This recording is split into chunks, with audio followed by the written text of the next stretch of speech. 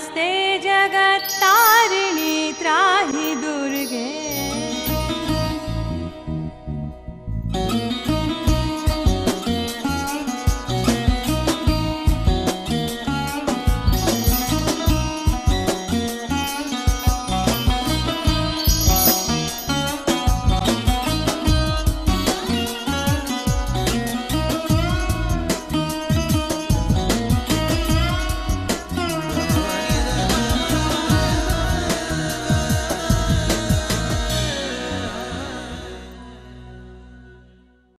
বাঙালির সেরা উৎসব মানে শারদ উৎসব।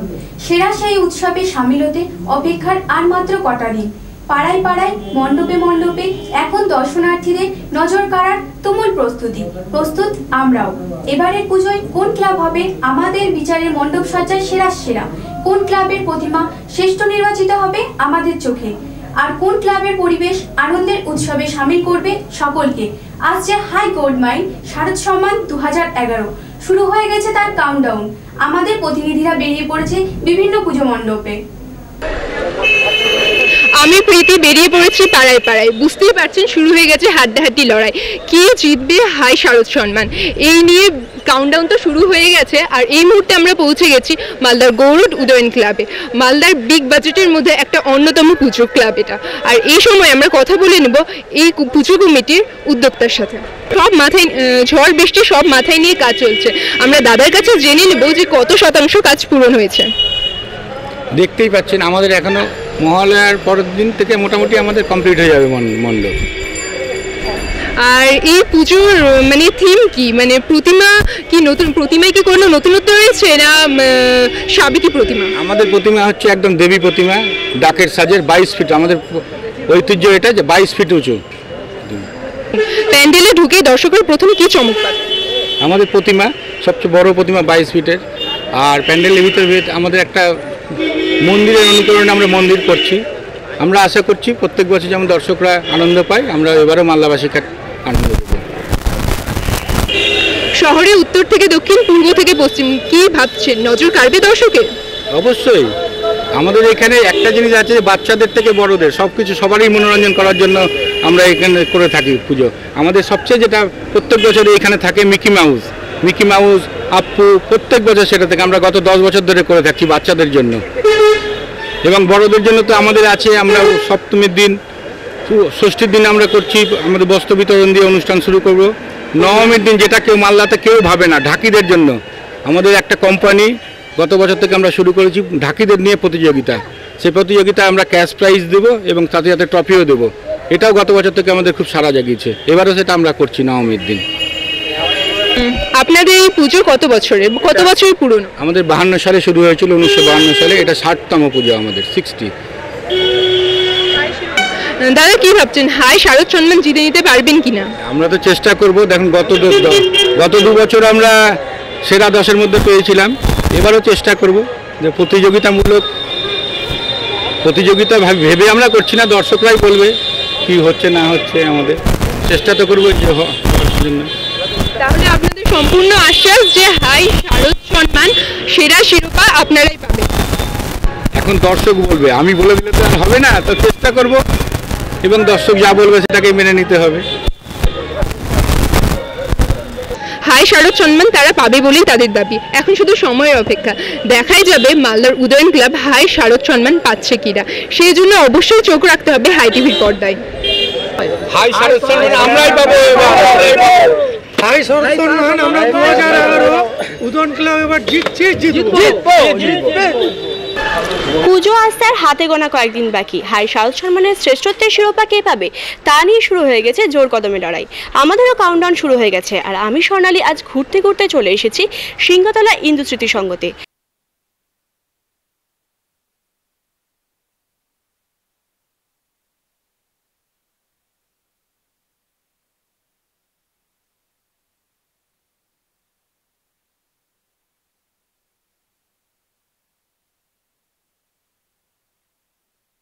আজকে আমি এখানে কথা বলে নেব এই পুজো কমিটির কোষাধ্যক্ষের সাথে। দাদা আপনাদের পুজোটা এবার কত বছরে পড়লো? এবছর আমরা 50 বছরে পদার্পণ করেছি। ইন্দু স্মৃতি সংঘ 50 বছরে পদার্পণ করেছে এবং পঞ্চমী থেকে নবমী পর্যন্ত বিভিন্ন ধরনের অনুষ্ঠান আমাদের হবে এবং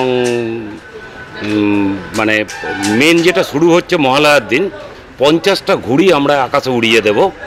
সে 50টা ঘুড়ির মধ্যে লেখা থাকবে 50 ইয়ার্স হিন্দু স্মৃতি সংঘ। সেই 50টা ঘুড়ি আমরা আকাশে ওড়াবো, সেটা দিয়ে শুরু হচ্ছে আমাদের প্রথম শুরু মহালয়ার। এবার তাহলে এখানকার একটা নতুন চমক, সেটা হচ্ছে মহালয়ার দিন এখানে কিন্তু 50টা ঘুড়ি আকাশে উড়িয়ে দেওয়া হবে, সেখানে লেখা থাকবে হিন্দু স্মৃতি সংঘের 50 বছর পূর্তি।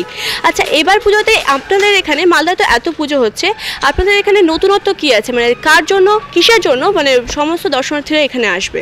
মেন যেটা আমাদের প্যান্ডেলের থিমটা হচ্ছে আমরা পুরোপুরি বাঁশের স্ট্রাকচার করছি। বাঁশকে সূক্ষ্মভাবে কেটে আপনারা দেখতে পাচ্ছেন যে বিভিন্ন ধরনের মানে ওরা কারুকার্য এবং শিল্পকলাকে তুলে ধরছে। এবং আমাদের এই শিল্পকলার মেন যে অশোক মালাকার নামে ছেলেটি, রথবাড়িতে বাড়ি, সেই আমাদের এই থিম দিয়েছে। অশোক মালাকার ওই সামনেই দাঁড়িয়ে আছে, এই অশোক মালাকার আমাদের এই থিমটা দিয়েছে। প্যান্ডেলটা কীভাবে করছে উনি আরও ভালো বলতে পারবেন আমার থেকে। আচ্ছা, আপনি এই প্যান্ডেলটা করার জন্য আপনি কি কি প্রস্তুতি নিয়েছেন, কি কি করছেন এই প্যান্ডেলের জন্য? দাদারা আমাকে সুবিধা হলো প্রথমে যে এই মালটা টানতে পারবা কি না, আমরা যে কোনো মাল আমি টেনে দেবো ছবি দিয়ে। দাদারা বললো সম্পূর্ণ বাঁশের মালের উপরে টানতে হবে, এটাই কথা হয়েছিল। তারপরে আমি নিজের ব্রেনটা সব পুরো মাটির জিনিসগুলো সেটিং হচ্ছে, ঝিনুকগুলো সেটিং হচ্ছে। আচ্ছা, এখানে তাহলে এবার ঝিনুকও মানে বাঁশের কাজের উপরে ঝিনুক দিয়েও কাজ হচ্ছে?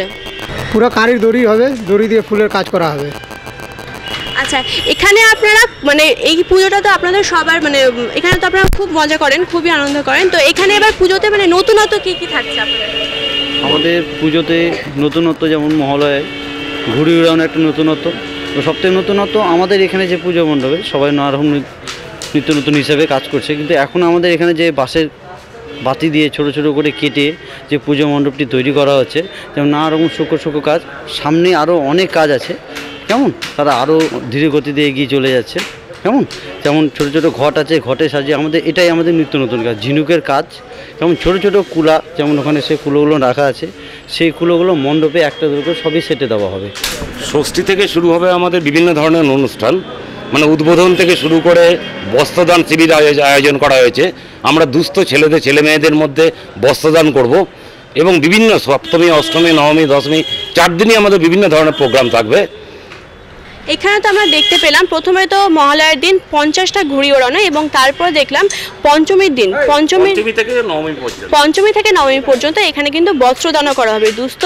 দুস্থ যেসব শিশুরা, দুস্থ যেসব মানুষরা, তাদের কিন্তু বস্ত্রদানও করা হবে এখানে। আচ্ছা, আপনারা হাই শারদ সম্মানে কতটা আশাবাদী? আমরা প্রচণ্ড আশাবাদী, আমরা সেরা 10-এর মধ্যে থাকবো আশা করি, এবং একটা আমাদের মানে পজিশনও পাবো। এখানকার পুজো মণ্ডপের উদ্যোক্তারা কিন্তু একদম আশাবাদী যে তারাই পাবে হাই শারদ সম্মানের শ্রেষ্ঠত্বের শিরোপা, কিন্তু সেটা তো সময়েরই অপেক্ষা।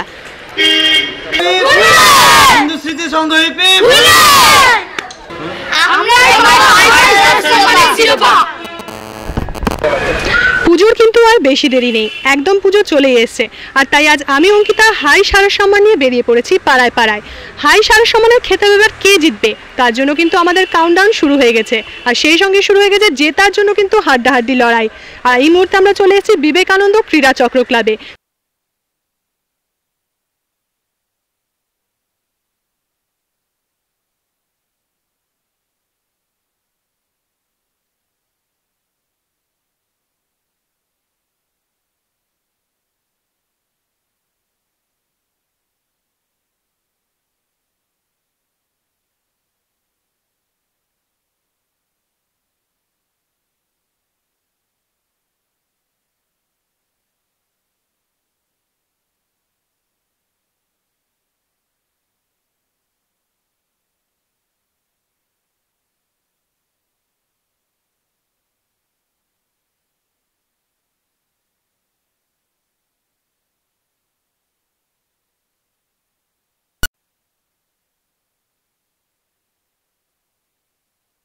চলুন এবার আমরা কথা বলে নেব যে এই ক্লাবের পুজো কমিটির সম্পাদকের সঙ্গে। দাদা, আপনাদের এখানে কত বছর ধরে পুজো চলে আসছে? আমাদের এই পুজোর বয়স হলো 47 বছর। 47 বছর। আচ্ছা, এবার মণ্ডপ সজ্জার ব্যাপারে আপনারা কি ভাবছেন? আমরা মণ্ডপ সজ্জার ব্যাপারে যেটা ভেবেছি সেটা একটা নতুন চিন্তা ভাবনার উপরে, যেটা আজ পর্যন্ত মানুষ চিন্তাও করেনি যে এই ধরনের জিনিস মণ্ডপের ভিতরে তৈরি করা যায়, সেই জিনিসটাকে আমরা তুলে ধরার চেষ্টা করেছি। সেটা হচ্ছে মানে সমুদ্রের নিচে যে একটা আমাদের রঙিন জগৎ আছে, সেই রঙিন জগৎকে আমরা মানে মানুষকে দেখাবার সুযোগ করে দিয়ে দেওয়ার চেষ্টা করছি। আমরা মানে এমনি মাটির উপরে যে জগৎটা সাধারণভাবে সেটা আমরা সবাই দেখতে পাই, কিন্তু জলের নিচের যে জগৎ যে সেটাকে আমরা দেখতে পাই না দেখে আমরা সেই স্বাদকে নেওয়ার জন্য অনেকের বাড়িতে অ্যাকোরিয়াম এর মাধ্যমে সাজিয়ে রাখি। কিন্তু সেইটাকে যদি আমরা এই পুজো মণ্ডপে দুর্গাপুজোর এই 4 দিনের উৎসবের সময় আমরা যদি এই মণ্ডপের ভিতরে ঢুকে যদি এই জিনিসের অনুভূতিটাকে কিছুক্ষণের জন্য হলেও পেতে পারি, তাহলে কিন্তু আমাদের মনে হয় প্রত্যেক মানুষের ভিতরে একটা শিহরণ আলাদা করে আসবে। অবশ্যই। তাহলে আমরা শুনতে পেলাম যে বিবেকানন্দ ক্রীড়া চক্র ক্লাবে কিন্তু একটু নতুনত্বের অনুভূতি আপনারা এবার দেখতে পাবেন। সমুদ্রের নিচের জগৎ কীরকম সেই বিষয়ে ওনারা চিন্তা ভাবনা করেছেন। মানুষ সবসময় আমরা ওপরের জগৎ নিয়ে ভাবি, কিন্তু নিচের জগৎ কীরকম সমুদ্রের নিচে সেটা কিন্তু আমরা কোনো সময় ভাবতে পারি না। তাই ওনারা একটু নতুন স্বাদে পুজোটাকে একটু এনজয় করতে চান। আচ্ছা দাদা, প্রতিমাতে কি এবার কোনো নতুনত্ব আসবে, মানে স্বাদে কি নাকি? প্রতিমা তো আপনার দেবী প্রতিমার মুখের আদলে থাকবে মুখ, কিন্তু তার মধ্যে অরিয়েন্টাল টাইপের প্রতিমা হবে। আচ্ছা, মানে দেবী প্রতিমার মুখের স্টাইল চেঞ্জ হবে না, ওইটা না, ওইটাকে মানে ঠিক রেখে আমরা মানে অরিয়েন্টাল প্রতিমা তৈরি করছি। আচ্ছা, মানে এখানে ওরিয়েন্টাল প্রতিমা থাকবে, কিন্তু দেবী প্রতিমার মুখের আদল কিন্তু চেঞ্জ হবে না। দর্শনার্থীদের কতটা আকৃষ্ট করতে পারবেন বলে মনে করছেন আপনারা? আমরা তো মনে করছি যে সমস্ত জিনিস আমাদের এই সমুদ্রের নিচে যে সমস্ত রঙিন মাছ থেকে শুরু করে কোরাল থেকে শুরু করে সমস্ত যে তিমি মাছ, হ্যাঁ, তারপরে হচ্ছে ডলফিন, সমস্ত কিছু এইসব দেখার জন্য মানে বাচ্চা বৃদ্ধ সবারই মানে সমানভাবে ভালো লাগবে। অবশ্যই। হাই শারদ সম্মান আপনারাই ছিনিয়ে নেবেন, এই ব্যাপারে আপনি কতটা আশাবাদী? চেষ্টার আশা তো রাখি, কারণ গত বছর আমরা শারদ শিরোপা প্রশাসনের থেকে পেয়েছি 2010-এর, এবং আমরা আরও প্রেস ফটোগ্রাফার থেকেও প্রথম হয়েছি। তারপরে ওয়ারিস টিভির সেরা 12 পেয়েছি, আপনার সবার কেবলের সেরা 10 পেয়েছি, এবং স্পন্দনেরও পুরস্কার পেয়েছি। মানে পাঁচটার ইসের পুরস্কার আমাদের এই হয়েছে। কথা বললাম বিবেকানন্দ ক্রীড়া চক্র ক্লাবের পুজো কমিটির সম্পাদকের সঙ্গে। ওনারা কিন্তু আশাবাদী যে হাই শারদ সম্মান এবার ওনারাই ছিনিয়ে নিচ্ছেন, কিন্তু সময় বলবে যে হাই শারদ সম্মান কে ছিনিয়ে নিচ্ছেন। তার জন্য চোখ রাখতে হবে হাই টিভির পর্দায়। হাই শারদ সম্মান 2011 পাচ্ছে কে?